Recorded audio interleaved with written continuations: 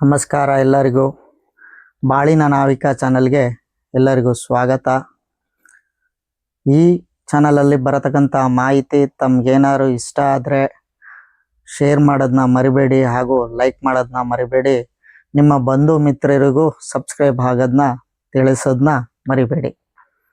ಇಂದಿನ ದಿನ ಯಾವುದ್ರ ಬಗ್ಗೆ ವಿಚಾರ ತಿಳಿಸ್ತೀನಪ್ಪ ಅಂದರೆ, ತಮಗೆಲ್ಲ ತಿಳಿದಿರೋ ಹಾಗೆ ನಾ 3 ಗ್ರಹಗಳ ಬಗ್ಗೆ ತಮಗೆಲ್ಲ ಮಾಹಿತಿಯನ್ನು ನೀಡಿದ್ದೆ. ಇಂದಿನ ದಿನ ಬಿಂಬ ಒಂದು ಗ್ರಹ ಅಂದರೆ ಹಿಂದಿನ ದಿನ ಛಾಯಾಗ್ರಹಗಳಾದ ರಾಹು ಕೇತುವಿನ ಕೆಲವೊಂದು ಮಾಹಿತಿಯನ್ನು ತಿಳಿಸಿದ್ದೆ. ಹಾಗೂ ನನ್ನ ಮುಂದಿನ ವಿಡಿಯೋಲಿ ಇನ್ನೂ ಸಾಕಷ್ಟು ರಾಹು ಕೇತುವಿನ ಬಗ್ಗೆ ತಿಳಿಸ್ತಾ ಹೋಗ್ತೀನಿ. ಆದರೆ ಬಿಂಬ ಗ್ರಹವಾದ ರವಿ ಗ್ರಹ ಮತ್ತು ಹಾಗೂ ಚಂದ್ರ ಗ್ರಹದಿಂದ ಆಗುವಂಥ ಪರಿಣಾಮ ಏನು ಅನ್ನತಕ್ಕಂಥ ಮಾಹಿತಿ ಈ ವಿಡಿಯೋಲಿ ಕೊಡ್ತಾ ಹೋಗ್ತೀನಿ. ತಮಗೆಲ್ಲ ಗೊತ್ತಿರ್ಬೋದು, ರವಿ ಗ್ರಹದ ಬಗ್ಗೆ ವಿಚಾರ ಬಂದಿದ ತಕ್ಷಣ ನಮಗೆ ಬೆಳಗ್ಗೆ ಎದ್ದಿದ ತಕ್ಷಣ ನಮಗೆ ಸೂರ್ಯ ಉದಯ ಆಗಿದ ತಕ್ಷಣ ಅಲಾರಾಮೇ ಬೇಕಾಗಿಲ್ಲ. ಏನು ಅಂದರೆ 6 ಗಂಟೆ ಆಗಿದ ತಕ್ಷಣ ಅಂದರೆ 5:45 6 ಗಂಟೆ ಆಗ್ತಾ ಇದ್ದಂಗೆ ಸೂರ್ಯ ಉದಯ ಅನ್ನೋದು ಹಾಗೆ ಆಗುತ್ತೆ. ಹಾಗಾಗಿ ಯಾವುದೇ ಅಲಾರಾಮ್ ಇಲ್ಲದೆ ಅಂದರೆ ನಮಗೆ ಹೇಗೆ ಒಬ್ಬ ಮನುಷ್ಯ ಎದ್ದಿದ ತಕ್ಷಣ ಅಲಾರಾಮ್ ಅನ್ನೋದು ಬೇಕು, ಆದರೆ ಸೂರ್ಯ ಗ್ರಹಕ್ಕೆ ಅಲಾರಾಮೇ ಬೇಕಾಗಿಲ್ಲ. ಅವರ ಕೆಲಸ ನಿತ್ಯವಾದ ಕೆಲಸ ಏನಪ್ಪ ಅಂದರೆ 5:45 6 ಗಂಟೆ ಆಗ್ತಾ ಇದ್ದಂಗೆ ಅವರು ಉದಯ ಸ್ಥಾನ ಬಂದ್ಬಿಡ್ತಾರೆ. ಹಾಗಾಗಿ ರವಿ ಗ್ರಹದ ಪರಿಣಾಮ ಹೇಗಿರುತ್ತೆ ಅಂದರೆ ದಿನದಿಂದ ದಿನಕ್ಕೆ ಅಂದರೆ ದಿನದ ಸಮಯದಲ್ಲಿ ಜಾಸ್ತಿ ಅವ್ರ ಪ್ರಭಾವಿತ ಪವರ್ ಅನ್ನೋದು ತೋರಿಸ್ತಾ ಹೋಗ್ತಾರೆ. ಅಂದರೆ ತಮಗೆಲ್ಲ ಗೊತ್ತಿರ್ಬೋದು, ಆ ಅಗ್ನಿ ತತ್ವದ ಅಂಶ ಬೆಳಗ್ತಾ ಹೋದಷ್ಟು ನಮಗೆ ಆ ಪರಿಣಾಮ ನಾವು ನೋಡೋಕ್ಕಾಗಲ್ಲ. ಅಂದರೆ ಆ ಸೂರ್ಯದ ಬಿಂಬದ ಎಷ್ಟು ಹೊಡೆಯುತ್ತೋ ಅಷ್ಟು ನಮಗೆ ಪರಿಣಾಮ ಬಿದ್ದಾಗ ನಾವು ತಡ್ಕೊಳಕ್ಕಾಗಲ್ಲ. ಆದರೆ ಸೂರ್ಯನಿಲ್ಲದೆ ನಾವು ಕೂಡ ಇರೋಕ್ಕಾಗಲ್ಲ. ಯಾಕೆ? ಸೂರ್ಯ ಇದ್ದಿದೆ ಆದರೆ ವಿಟಮಿನ್ ಡಿ ಅನ್ನೋದು ಸಿಗುತ್ತೆ. ಹಾಗೂ ಒಬ್ಬ ಮನುಷ್ಯನಿಗೆ ಬೇಕಾದಂಥ ಸಾಕಷ್ಟು ವಿಚಾರಗಳು ಬಂದಾಗ ಯಾವುದೇ ಕಾಯಿಲೆಯನ್ನು ರುಜಿನ ಮಾಡ್ಕೊಳ್ಳೋದಕ್ಕೂ ಸೂರ್ಯನ ಕಿರಣ ಬೇಕಾಗುತ್ತೆ. ಹಾಗಾಗಿ ಸೂರ್ಯನಿಲ್ಲದೆ ನಾವು ಇರೋಕ್ಕಾಗಲ್ಲ. ಅದೇ ಅವನ ವೃಕ್ಷವಾದ ಅಂದರೆ ಅವನಿಗೆ ನೈವೇದ್ಯ ಅಂದರೆ ಅವ್ರಿಗೆ ಧಾನ್ಯವಾದದ್ದು ಗೋಧಿ. ಹಾಗಾಗಿ ಅವರ ರಾಶಿ ಯಾವುದಪ್ಪ ಅನ್ನೋದಾದರೆ ಸಿಂಹ ರಾಶಿ ಬರುತ್ತೆ. ಅಂದರೆ ಸಿಂಹ ರಾಶಿ ಹೇಗೆ ಸಿಂಹ ರಾಶಿ ಬೆಳಕಿನ ಸ್ಥಾನ ಬರುತ್ತೆ, ಹಾಗೆ ಸಿಂಹ ರಾಶಿಯು ರಾಜನ ಸ್ಥಾನ. ಅಂದರೆ ತಮಗೆಲ್ಲ ತಿಳಿಸಿದೆ, ರಾಜನ ಸ್ಥಾನ ಅಂದಿದ ತಕ್ಷಣ ಸಿಂಹ ರಾಶಿಯವ್ರು ಹೇಗಪ್ಪ ಇರ್ತಾರೆ ಅಂದರೆ ರಾಜನಂತೆ ಗತ್ತು.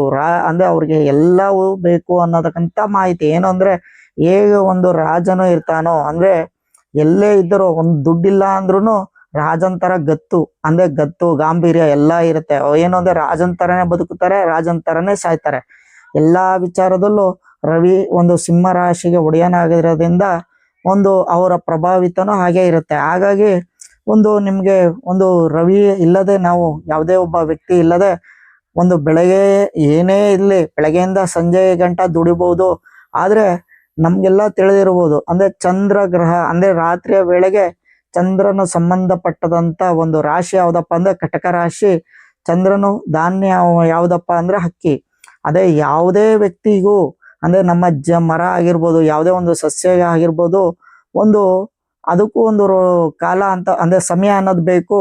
ರಾತ್ರಿಯ ವೇಳೆ ಅಂದರೆ ಮನುಷ್ಯನಿಗೂ ಆಯಾಸ ಆಗಿರುತ್ತೆ, ಅವನಿಗೂ ಅಷ್ಟೇ ಜೀವನದ ನಡೆಸಕ್ಕಂಥ ಏನೇ ಆರೋಗ್ಯದ ವಿಚಾರ ಬರ್ಬೋದು. ಅಂದರೆ ಬೆಳಗ್ಗೆಯಿಂದ ಸಂಜೆ ಗಂಟ ದುಡಿತಾನೆ, ಅವನಿಗೂ ದೇಹಕ್ಕೆ ತಂಪು ಅನ್ನೋದು ಬೇಕು ಅನ್ನತಕ್ಕಂಥ ವಿಚಾರ ಬರುತ್ತೆ. ಹಾಗಾಗಿ ರವಿಯ ಇಲ್ಲದೆ ಚಂದ್ರನ ಇಲ್ಲದೆ ಒಬ್ಬ ಮನುಷ್ಯ ಇರೋಕ್ಕಾಗಲ್ಲ. ಹಾಗಾಗಿ ಚಂದ್ರನೂ ಬೇಕು, ರವಿನೂ ಬೇಕು. ಹಾಗಾಗಿ ಚಂದ್ರನ ಸಂಬಂಧಪಟ್ಟಂಥ ರಾಶಿ ಏನೋ ತಿಳಿಸ್ತಾ ಕಟಕ ರಾಶಿ ಅಂತ. ಆ ರಾಶಿ ಹೇಗೆ ಒಬ್ಬ ವ್ಯಕ್ತಿಗೆ ಅಂದರೆ ಅದು ಸ್ತ್ರೀ ರಾಶಿಯಾಗಿ ಅಂದರೆ ಇದು ರಾಜ ಆದರೆ ಅದು ರಾಣಿ. ಹಾಗಾಗಿ ಯಾವುದೇ ಒಬ್ಬ ವ್ಯಕ್ತಿ ಕಟಕ ರಾಶಿ ಅಂದರೆ ಕಟಕ ರಾಶಿಯಲ್ಲಿ ಇರತಕ್ಕಂಥ ಅಂದರೆ ಆ ರಾಶಿಯಲ್ಲಿ ರಾಣಿಯ ರೀತಿಯಲ್ಲಿ ಅಂದರೆ ರಾಣಿ ಹೇಗೆ ತತ್ವವನ್ನು ಅಂದರೆ ಯಜಮಾನಿ ಹೇಗೆ ಆಡಳಿತವನ್ನು ನಡೆಸ್ತಾಳೋ, ಹಾಗೂ ಅವರಿಗೆ ಏನು ಹೇಳತಕ್ಕಂಥ ಮಾಹಿತಿ ಕೆಲವೊಂದೆಲ್ಲ ಬರುತ್ತೆ. ಆ ವ್ಯಕ್ತಿಯಿಂದ ಏನೇನು ವಿಚಾರಗಳು ತಿಳಿಸ್ಬೇಕು ಅಂತ ಬರುತ್ತೋ ಆ ರೀತಿ ಅಂದರೆ ರಾಜ್ಯನ ಹೇಗೆ ಕಾಪಾಡಿಕೊಳ್ಬೇಕು ಅನ್ನೋತಕ್ಕಂಥ ಮಾಹಿತಿ ಹೇಗೆ ಅವರಲ್ಲಿ ತಲೆಯಲ್ಲಿ ಇರುತ್ತೋ ಆ ರೀತಿಯಲ್ಲಿ ಇರ್ತಾರೆ. ಹಾಗಾಗಿ ಚಂದ್ರನ ಸ್ಥಾನ ಬರುತ್ತೆ. ಆದರೆ ಈ ಚಂದ್ರ ಅಂದಿದ ತಕ್ಷಣ ತಮ್ಗೆಲ್ಲ ಇನ್ನೊಂದು ತಿಳಿದ ಹಾಗೆ ವಿಚಾರ ಏನಪ್ಪಾ ಅಂದ್ರೆ, ಒಂದು ಒಂದು ಏನು ಗರ್ಭಸ್ಥಾನ ಇದ್ದಂತ ಅಂದ್ರೆ ಯಾವುದೇ ಒಂದು ಹೆಣ್ಮಗಳು ಪ್ರೆಗ್ನೆಂಟ್ ಆಗ್ತಾಳೆ, ಹಾಗೂ 12 ವರ್ಷ ತನಕನು ಆ ಮಗು ಜನದ ನಂತರದ ಮೇಲೂ ಅಂದ್ರೆ ಒಂದು ಮಗು ಜನನ ಆಗಿದೆ ಆದ ನಂತರ 12 ವರ್ಷಗಳ ಕಾಲ ಅಂದ್ರೆ ತಮಗೆಲ್ಲ ತಿಳಿದಿರ್ಲಿ, ಏನು ರವಿ ಗ್ರಹ ನಮಗೆ ಒಂದೇ ಒಂದು ಕಾರ್ಯವನ್ನು ಮಾಡ್ತಾ ಕೊಡುತ್ತೆ, ಆದ್ರೆ ಚಂದ್ರನ ಒಂದು ದೃಷ್ಟಿ ಏನಂದ್ರೆ ಸಾಕಷ್ಟು ಪ್ರಭಾವಿತ ಇರುತ್ತೆ.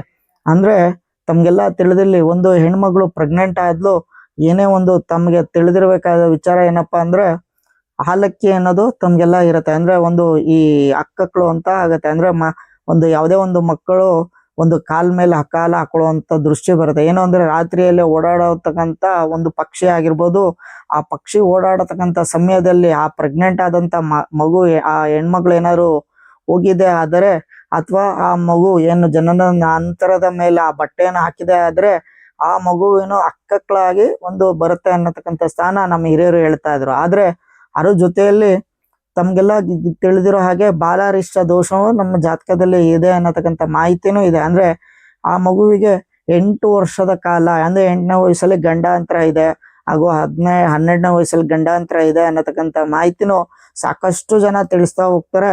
ಇದು ಚಂದ್ರನ ದೃಷ್ಟಿಯಿಂದ ಆಗತ್ತೆ ಅಂತ ಹೇಳ್ತಾರೆ. ಅದು ಹೇಗೆ ಪ್ರತಿಫಲಿಸುತ್ತಪ್ಪ ಅನ್ನತಕ್ಕಂಥ ಮಾಹಿತಿ ಈ ವಿಡಿಯೋಲೇ ಹೇಳ್ತೀನಿ. ಆದ್ರೆ ಈ ವಿಡಿಯೋಲಿ ನಾನು ಜಾತಾತೀತಿ ಬಗ್ಗೆ ನಾನು ಯಾವುದ್ರ ಬಗ್ಗೆನೂ ನಾನು ಬೈತಿಲ್ಲ.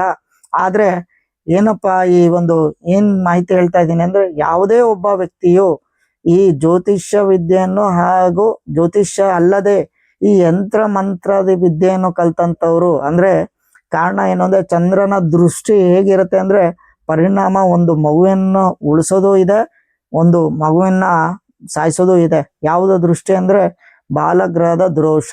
ಅಂದ್ರೆ ಒಂದು ಚಿಕ್ಕ ಮಗುವಿಗೆ ಒಂದು ಬಾಲಗ್ರಹದ ದೋಷದಿಂದ ಕಾಪಾಡೋದು ಈ ಯಂತ್ರ ಮಂತ್ರದಿಂದ. ಅಂದ್ರೆ ಯಂತ್ರದಿಂದ ನಾವು ಯಾವುದೇ ಒಂದು ಮಗುವಿಗೆ ಬಾಲಗ್ರಹದ ಆಗಿದೆ ಅಂತ ಗೊತ್ತಾದಾಗ ಒಂದು ಬಾಲಗ್ರಹದ ಯಂತ್ರವನ್ನು ಹಾಕಿದೆ ಆದರೆ ಆ ಒಂದು ಮಗುವು ಏನು ಒಂದು ಬಾಲಗ್ರಹದ ದೋಷ ಇದೆಯೋ ಅದು ದೂರ ಆಗುತ್ತೆ. ಅದೇ ಅದ್ರ ಪರಿಣಾಮ ಹೇಗಿರುತ್ತೆ ಅನ್ನತಕ್ಕಂಥ ಮಾಹಿತಿ ತಮ್ಗೆ ತಿಳಿಸ್ತಾ ಹೋಗ್ತೀನಿ. ಈ ಬಾಲಗ್ರಹ ಹೇಗಾಗತ್ತೆ, ಇವಾಗ ಯಾವುದೋ ಒಂದು ಹಸು ಮಗು ಹುಟ್ಟಿದೆ, ತಮ್ಗೆಲ್ಲ ತಿಳಿದಿರ್ಬೋದು. ಅಂದ್ರೆ ಯಾವ್ಯಾವ ಸಮಯದಲ್ಲಿ ಅಂತ ಅಂದ್ರೆ ಒಂದೊಂದು ಸಮಯದಲ್ಲೂ ಒಂದೊಂದು ಬಾಲಗ್ರಹ ದೋಷ ಆಗತ್ತೆ. ಹೇಗೆ ಕೆಲವೊಂದು ಮಕ್ಕಳಿಗೆ ಬೆಸ ಸಂಖ್ಯೆಯಲ್ಲೇ ಆಗತ್ತೆ, ಅಂದ್ರೆ ಒಬ್ಬರು ಮಕ್ಕಳಿಗೆ ಹುಟ್ಟಿದ ಸ್ಥಾನದಲ್ಲೇ ಆಗತ್ತೆ, ಕೆಲವೊಂದು ಮಕ್ಕಳಿಗೆ 3ನೇ ತಿಂಗಳು 5ನೇ ತಿಂಗಳು ಈ ರೀತಿಯಲ್ಲಿ ಬೆಸ ಸಂಖ್ಯೆಯಲ್ಲಿ ಆಗತ್ತೆ. ಅಂದ್ರೆ ಕೆಲವೊಂದು ಮಕ್ಕಳಿಗೆ ಸಮ ತಿಂಗಳಲ್ಲಿ ಇದ್ದಾಗ ಆಗತ್ತೆ. ಆಯ್ತು, ಸಮ ತಿಂಗಳಲ್ಲಿ ಹುಟ್ಟಿದಾಗ ಆಯ್ತು. ನೆಕ್ಸ್ಟ್ ಇದಕ್ಕೆ ಯಾವ ರೀತಿಯಲ್ಲಿ ದೋಷ ಇರುತ್ತಪ್ಪ, ಯಾವ ರೀತಿಯಲ್ಲಿ ಆಗತ್ತೆ ಅನ್ನತಕ್ಕಂಥ ಮಾಹಿತಿ ಏನು ಅಂದ್ರೆ, ಯಾವುದೋ ಒಬ್ಬ ಮನೆಯಲ್ಲಿ ಜನನ ಆಗಿದೆ ಅಂದಾಗ ಆ ಒಂದು ಮನೆಗೆ ನಮ್ಮ ಹಿರಿಯರು ಆಗಿನ ಕಾಲದಲ್ಲಿ ಹೇಳೋರು ಏನಂತ, ನೋಡಪ್ಪ ಆಚೆ ಕಡೆ ನೀವೊಂದು ನೀರಂತ ಇದೆ, ಅದನ್ನ ಕಾಲ್ ತೊಳ್ಕೊಂಡು ಅಂದ್ರೆ ಆ ಮನೆಯಲ್ಲಿ ಕಾಲ್ ತೊಳೆಯದೆ ನೀನ್ ಒಳಗ್ ಬರ್ಬೇಡ ಅಂತ ಒಂದು ನೀರನ್ನ ಇಡ್ತಾ ಇದ್ರು. ಹಾಗಾಗಿ ಕಾಲ್ ತೊಳ್ಕೊಂಡು ಒಳಗ್ ಬರ್ತಾ ಇದೆ. ಅಂದ್ರೆ ನಮ್ಮ ಕಾಲಿನ ಧೂಳಿನಲ್ಲಿ ಆ ಒಂದು ಬಾಲಗ್ರಹದ ದೋಷ ಅಂದ್ರೆ ನಾವು ಆಚೆ ಕಡೆ ಓಡಾಡಿದಂತ ದೋಷಗಳು ಕೂಡಿದ್ದು ಆ ಗ್ರಹದ ಚೇಷ್ಟೆಯಿಂದ ಒಂದು ಆ ಚಿಕ್ಕ ಮಗುವಿಗೆ ಗ್ರಹದ ಚೇಷ್ಟೆ ಆಗತ್ತೆ. ಹಾಗಾಗಿ ಹುಷಾರಾಗಿರ್ಲಿ ಅಂತ ಹೇಳ್ತಾ ಇದ್ರು. ಹಾಗಾಗಿ ಹಿಂದಿನ ಕಾಲದಲ್ಲಿ ಆ ಒಂದು ತೊಂದರೆ ಏನೇನಾಗತ್ತೆ, ಕೆಲವೊಂದು ಮಕ್ಕಳಿಗೆ ಒಂದು ಕಣ್ಣ ರೆಪ್ಪೆ ಸೀದಾ ಆಗುವಂಥದ್ದು, ಅಂದ್ರೆ ಕಣ್ಣ ದೃಷ್ಟಿಯಲ್ಲಿ ಕಣ್ರೆಪ್ಪೆ ಸೀದಾ ಆಗಿರುತ್ತೆ. ಹಾಗೂ ಎರಡನೇದು ತಮ್ಗೆ ತಿಳಿದಿರೋ ಹಾಗೆ ಕಿವಿ ಮತ್ತೆ ಕಾಲು ತಣ್ಣನೆ ಇರುತ್ತೆ. ಅಂದ್ರೆ ಆ ಒಂದು ಕಾಲ್ ಭಾಗ ಕೈ ಭಾಗ ಪೂರ್ತಿಯಾಗಿ ಐಸಿನಂತೆ ಕೊರಿತಾ ಇರುತ್ತೆ, ಅಂದ್ರೆ ಐಸಿನಂತೆ ಕೊರಿಯುತ್ತೆ.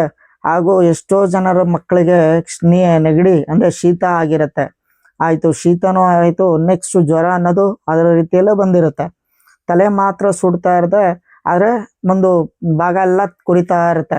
ಆಯ್ತು, ತದನಂತರ ಏನಪ್ಪ ಆಗತ್ತೆ, ಏನ್ ದೃಷ್ಟಿ ಆಗತ್ತೆ ಅಂದ್ರೆ ನಾವು ಅದನ್ನ ಏನೋ ಒಂದು ಆಸ್ಪತ್ರೆಗೆ ಅಂತ ಕರೆದೊಯ್ತೀವಿ, ಒಂದು ಆಸ್ಪತ್ರೆಗೂ ಒಂದು ದೃಷ್ಟಿಯನ್ನು ತೋರಿಸ್ತೀವಿ. ಆದ್ರೆ ನಮ್ಮ ಒಂದು ಬಾಲಗ್ರಹದ ಯಂತ್ರ ಅಂದ್ರೆ ಯಾವುದೇ ಒಬ್ಬ ವ್ಯಕ್ತಿ ಹತ್ರ ನೀವು ಹಾಕ್ಸದೇ ಇದ್ದರೆ ಆ ಒಂದು ಬಾಲಗ್ರಹದ ದೋಷ ಏನಾಗುತ್ತೆ ಅಂದ್ರೆ ಅದೇನಾದ್ರೂ ತಲೆಗೇನಾದ್ರು ಹೊಡೆದಿದ್ದೆ ಆದರೆ ಫಿಟ್ಸ್ ಅನ್ನೋದು ಬರುತ್ತೆ. ಅಂದ್ರೆ ತಮ್ಗೆಲ್ಲ ತಿಳಿದಿರ್ಬೋದು, ಯಾವುದೇ ಒಬ್ಬ ವ್ಯಕ್ತಿಗೆ ಒಂದು ಜ್ವರ ಅಂತ ವಿಪರೀತ ಹೋದಾಗ ಒಂದು ಜ್ವರ ಅನ್ನೋದು ಬಂದ್ರೆ ಫಿಟ್ಸ್ ಅನ್ನೋದು ಶುರು ಆಗುತ್ತೆ.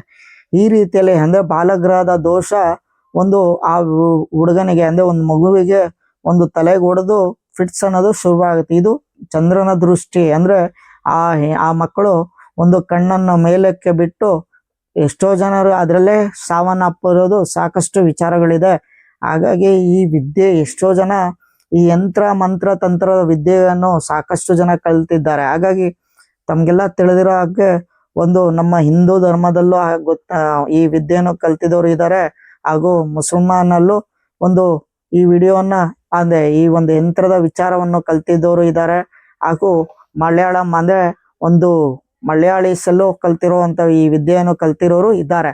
ಆದ್ರೆ ಯಾವುದೇ ಕಾರಣದಲ್ಲೂ ಯಾವುದೇ ಒಂದು ಮಗು ಬಂದಿದೆ ಅಂದಾಗ ಯಾವುದೇ ಕಾರಣಕ್ಕೂ ಅಂದ್ರೆ ಬೇರೆ ವಿಚಾರಕ್ಕೂ ಈ ಮಗುವಿನ ಉಚ್ಚಾರ ಬಂದಾಗ ನಿಮ್ಮಲ್ಲಿ ಬೇಡ್ಕೊಳ್ಳೋದೇನಂದ್ರೆ ಆ ಒಂದು ಮಗುವಿನ ವಿಚಾರ ಬಂದಾಗ ನೀವು ಈ ಒಂದು ಬಾಲಗ್ರಹದ ಅಂದ್ರೆ ಒಂದು ಬಾಲಾರಿಷ್ಟದ ದೋಷ ಅಂದ್ರೆ ಬಾಲಗ್ರಹದ ದೋಷದಿಂದ ಕೂಡಿರೋಂಥ ಮಗುವಿಗೆ ಒಂದು ಯಂತ್ರವನ್ನ ಹಾಕಿ ಒಂದು ಕಳಿಸಿದ್ದೆ ಆದರೆ ಆ ಬಾಲಗ್ರಹದ ದೋಷ ದೂರ ಆಗುತ್ತೆ. ಹಾಗಾಗಿ ಈ ವಿಡಿಯೋಲಿ ಅದರ ಬಗ್ಗೆ ಮಾಹಿತಿಯನ್ನು ಹೇಳ್ತಾ ಇದ್ದೀನಿ, ಹಾಗೂ ಈ ವಿಡಿಯೋ ತಮಗೆ ಇಷ್ಟ ಆಗುತ್ತೆ ಅನ್ನೋದು ಮರಿಬೇಡಿ. ಹಾಗೆ ಈ ತಮ್ಗೆಲ್ಲರಿಗೂ ಬೈತಾ ಇದ್ದೀನಿ ಅಂತ ಇಲ್ಲ, ನಿಮ್ಗೆ ಕೋರಿಕೆಯನ್ನು ಕೊಡ್ತಾ ಇದ್ದೀನಿ. ಏನಂದ್ರೆ ಯಾವುದೇ ಕಾರಣಕ್ಕೂ ಬಂದಂತ ಒಂದು ಆ ಮಗುವಿಗೆ ಯಾವುದೇ ಒಂದು ಜಾತಿ ಆಗಿರ್ಬೋದು, ಯಾವುದೇ ಜಾತಿ ಇರ್ಲಿ, ಯಾವುದೇ ಧರ್ಮ ಇರ್ಲಿ, ಬಿಡದೆ ಒಂದು ಯಂತ್ರ ಅದೇ ಅಂದ್ರೆ ನೀವು ಊಟಕ್ಕೆ ಮಾಡ್ತಾ ಇದ್ರು ಕೂಡ ಒಂದು ಆ ಮಗುವಿಗೆ ಏನಂದ್ರೆ ಯಾವುದೇ ಕಾರಣಕ್ಕೂ ಆ ಒಂದು ಬಾಲಗ್ರಹ ದೋಷ ವಿಪರೀತ ಹೋಗಿದೆ ಆದ್ರೆ ತಮ್ಗೆಲ್ಲರಿಗೂ ಗೊತ್ತಿರ್ಬೋದು ಏನಂದ್ರೆ ಆ ಮಗುವು ಒಂದು ತೀರೋದಂತ ಸ್ಥಾನ ಇರುತ್ತೆ ಅನ್ನೋದು.